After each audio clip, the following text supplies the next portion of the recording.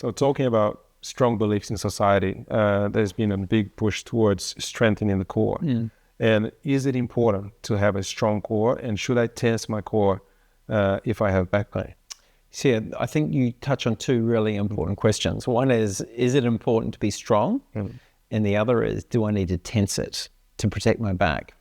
So, in my early career, as you know, I even published work around training, specific training of the transverse abdominal wall with multivitus to stabilize the back. And that was back in the day when I had this very biomechanical understanding of pain. But we realized that actually we were getting people to do stuff they were already doing.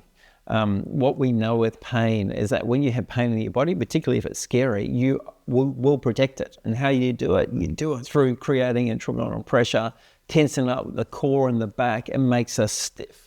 And so the typical characteristic of a person with pain is that they move stiffer and slower. They're more guarded. It's a bit like the clenched fist. You've got a stiffer, more loaded wrist when it's clenched, and when it's relaxed, it's free.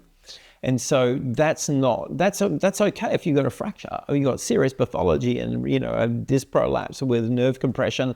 Protective guarding makes total sense in the face of pathology and tissue damage.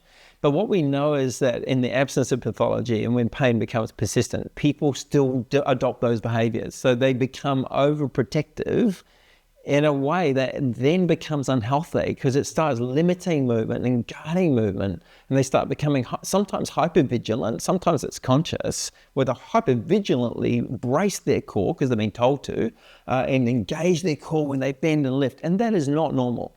And so we would say that a normal spine is one you don't have to think about, the one that you can confidently engage in a natural way. To consciously engage muscles like your core or your back muscles for that fact is not normal. We don't do it in any other part of the body. But to be strong is important. And so when do you need your core? Push-ups, sit-ups, pushing through a door, throwing a ball, hitting a tennis, like pushing a trolley, pushing a car. That's when you need a strong core. Strong twisting actions, that's when you need a strong core. So if your job involves that, you need a strong core.